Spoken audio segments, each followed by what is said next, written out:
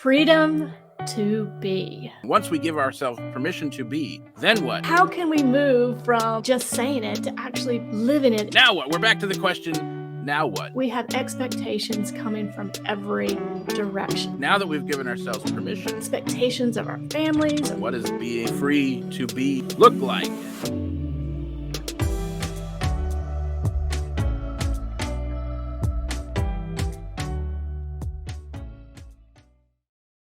Hey there, I'm Reverend Ryan, and we're our Soul Evolution Collaborative, a nonprofit based in universal spiritual principles, offering possibilities for navigating the evolution of life in an authentic and intentional way.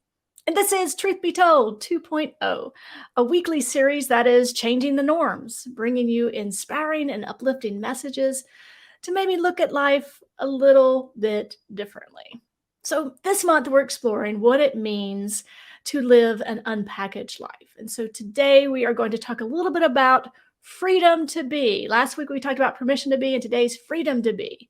Now, this can look like freedom to show up and just be, or just as you are, or to look even further what life may look like when we begin to unravel from the tangle of expectations that often get in the way. So all of that and so much more we're going to talk about today. So sit back and relax and enjoy this episode of Truth Be Told 2.0.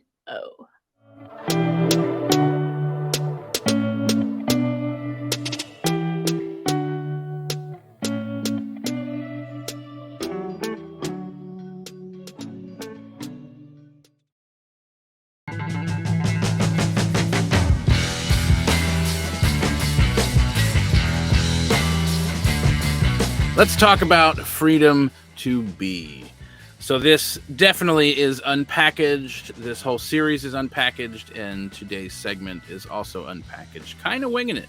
I think I have a good example of what freedom to be is. I realized in putting my notes together that there was such an emphasis on permission to be. I don't know that I had really sat down and thought a whole lot about what that actually looks like then. Once we give ourselves permission to be, then what? Now what? We're back to the question, now what? What does it look like now that we've given ourselves permission? What does being free to be look like? And so this is a little bit of a continuation of last week. Plus, it's kind of permission to be plus. So the freedom is the what comes after the permission, and the experience, what's possible after we give ourselves permission to be.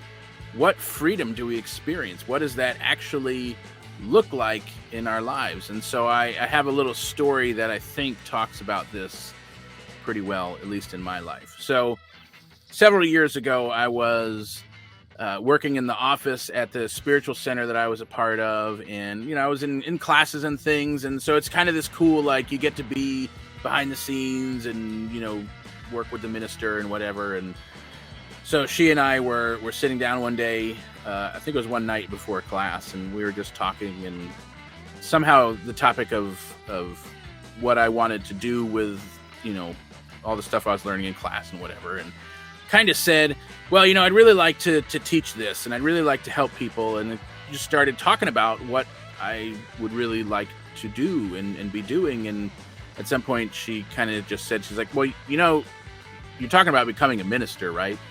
And like, gasp, no way, what? No, because in my mind, being a minister was weird. And yet, like, it was totally cool that she was a minister, but for me to be a minister, like, that's, no, what? No way. That was a really weird thing. And I had all kinds of judgments and story made up in my mind about what it meant. It immediately brought to mind other people in my past who I knew as ministers, and I was like, I'm not that. There's no way, and I don't know that I'd want to be that, and that's a really specific thing. And yet there were also all these other people that I knew in my life as ministers that didn't carry that. So there was this thing about me being a minister that was like, I don't know, no, not me, no way. And as life happens, I kind of just continued down the path, and all of a sudden it was like, all right, well, maybe not all of a sudden. Over time, it was like, all right, I guess I understand where this is going. Like, yeah, that makes sense. I probably should And deep down, there was like this knowing, like this like pull to do that, to be that, to actually go down the path of becoming a minister. And yet at the same time, I had this thing in me that was resisting the whole path, the whole experience. I was like, yeah, I don't know. So eventually, I just kept taking the next step. And over several years, having given myself the permission to go do it, I finally started to recognize the freedom that when I really gave myself the permission to be that person, I realized the freedom that comes along with it, that, oh, I was actually this person my whole life. When I ditched all of the story and all of the images in my mind, all of the resistance that said it's supposed to look like, it's going to be like, or I'm going to look like, or I'm going to be that other person. No. When I gave myself the permission to be the version of me as minister, then all of a sudden there was this vast freedom to be who I was called to be. Really, like, I had been that person my whole life. Now I just get to be more of that openly, be the person who people had always come to. Well, now I get to be the person openly who people come to. Like, I get to put it out there in the world, like, yeah, you can come here for support and help, right? There's this freedom from all these old habits and stories. Like, for me, it was the stories of what being a minister meant. Well, I don't actually believe that anymore, right? I have a new story, a new idea. And the reason I had that story in my mind, right? Because it was okay for other people to be a minister, but it was weird. As soon as it was me, it was weird. Because that was a really convenient story to lean into that kept me playing like medium small. Like, it kept me in this box.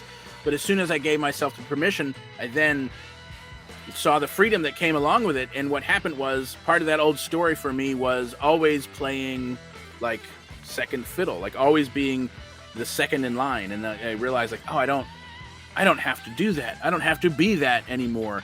And so freedom to be opens up this world of possibilities for us, where we get to drop those old habits and stories, right? Freedom to be is breaking through that glass ceiling that we each have for ourselves and embracing the life that is possible when we openly recognize who we are, who you are.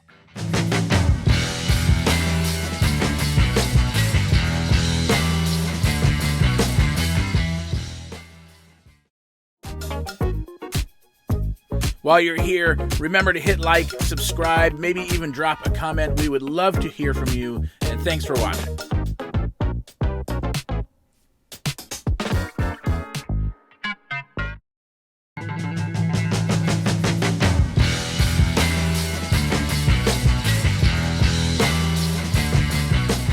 Freedom to be.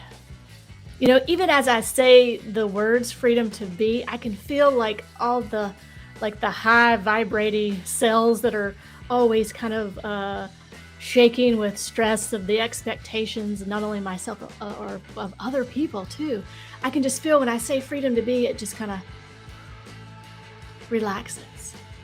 And so how can we move from like just saying it to actually living it and embodying it?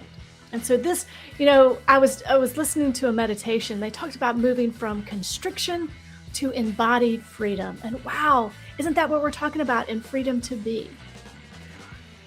Oftentimes in our life, we kind of succumb to the expectations. Now, this may be societal expectations of how we're supposed to show up. I've felt them. I'm sure you have felt them. This could be expectations of our families or our friends, our chosen families, our spiritual communities. You name it, we have expectations coming from every direction. And I don't know about you, but over the span of my life, these expectations have kind of had this kind of crunching effect, kind of like a trash compactor, like this compact. And just the weight of all the expectations kind of forms us into this little bitty cube. And we're so constricted because we're trying to operate from the expectations of others. And really our true and authentic selves often in those situations can't come out. And so what does it look like to let go of expectations? Now, even as I say it, It makes me a little nervous too, because I think that we're used to the parameters that expectations give us. We have a certain degree, we get this certain job. We have a certain job, we get this certain amount of money. We have, expectations when we show up in social groups or show up in family groups. We kind of know how to operate, and to operate outside of some of those expectations can be a little scary, because maybe it's a place we've never lived or moved before. I know for me, it gives me the little squidgies, because sometimes the expectations can be very comfortable because we know how to show up, what to do, and it kind of gives us a little bit of a kind of a comfort zone that we operate in. And so what if we were to let go of the shoulds? Because we know shoulds come with expectations. You should do this, you should do that, you should be this, you should be that. What if we could just remove should from our vocabulary? Well, take a deep breath. For me, this has shown up in so many areas of my life. And now I'm beginning to realize more than ever those areas where I've played small.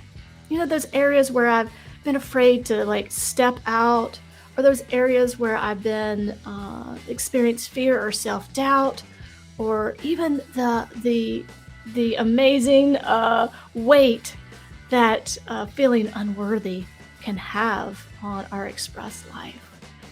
And so what I've been practicing lately is just really becoming aware of those spaces. Where are those spaces where I feel constricted? Where are those spaces where I feel like stiff? Or where are those spaces that I haven't moved in quite some time? And what is that about? Going into curiosity and leaning into, wow, what is that about? Not any judgment or beating myself up over these areas, but just being curious. Why have I become paralyzed or constricted, or playing small or playing tiny, not even small, like teeny in some of these areas, and just beginning to turn my awareness toward them. And I think more oftentimes, for me, when I look at those areas, it's always because there's some expectation, and I feel like I'm maybe not living up to an expectation or a certain standard or a certain benchmark of achievement. So we become paralyzed. We're like, if I can't meet that standard, then maybe I just won't do anything, and I'll just kind of stay right here because this is comfortable, and are not doing anything, or are being afraid to step out. And so for me, that has been the tremendous impact of expectations. And so in this whole conversation about freedom to be, well, then it actually gives us freedom not only to be without those expectations, but if we're not there yet, it gives us freedom to even look at those areas where expectations have maybe kept us playing small. And the freedom to look at that and begin to move, begin to explore, begin to take next steps in stepping out of that. And that's not always easy, but we are free to do that. We're free to explore those areas. We're free to explore ourselves. We're free to explore our authentic selves, and how those can that can show up in new and powerful ways each and every day. Each day is an opportunity for us to sink into this amazing energy of the freedom to be.